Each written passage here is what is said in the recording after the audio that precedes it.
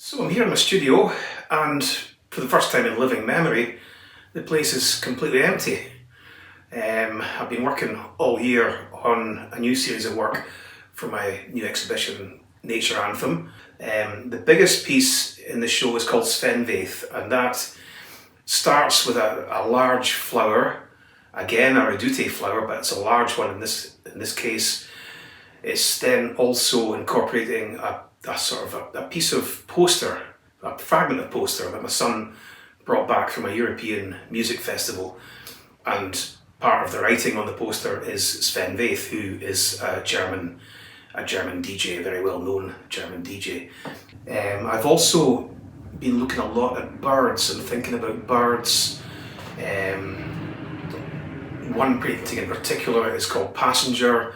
This painting is about the passenger pigeon, which was at one time the most numerous in the world, but was shot to extinction in the early 20th century, mainly for eating. This was primarily in America.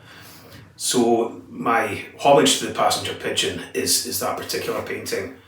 There are other paintings that incorporate birds into this urban scenario as well. There's one called Hybrid, which has a beautiful golden eagle painted by the 18th century Scottish painter William McGilvray.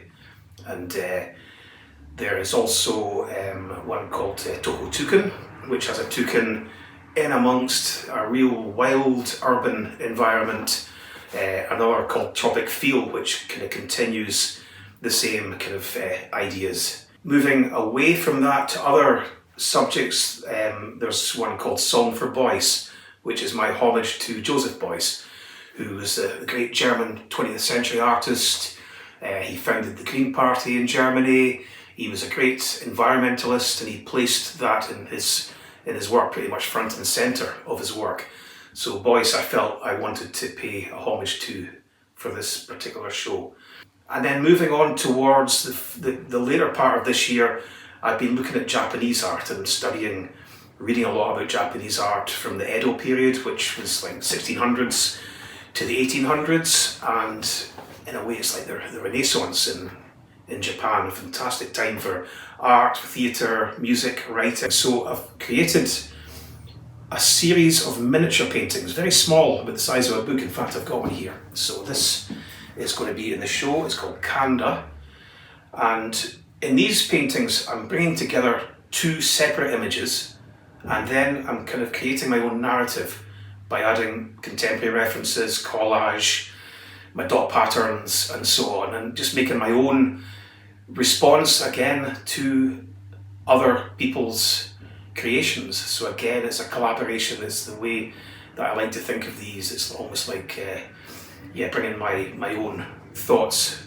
into these pieces created by these wonderful Japanese artists. Hiroshige is one of my favourites, fantastic printmaker from that time. For me, it's like a form of sampling, where musicians will take elements of each other's work to use in a new way. Another of my favourite Japanese Edo artists is Kunisada, and he was great at figures, less so with the landscape, so he borrowed these from his fellow artist Hiroshige to use in his backgrounds.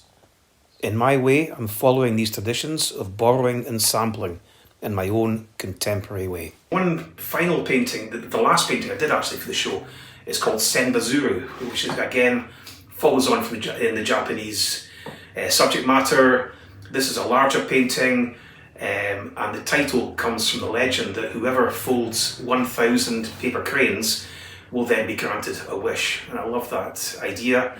And so the cranes become a big part of the composition of that piece.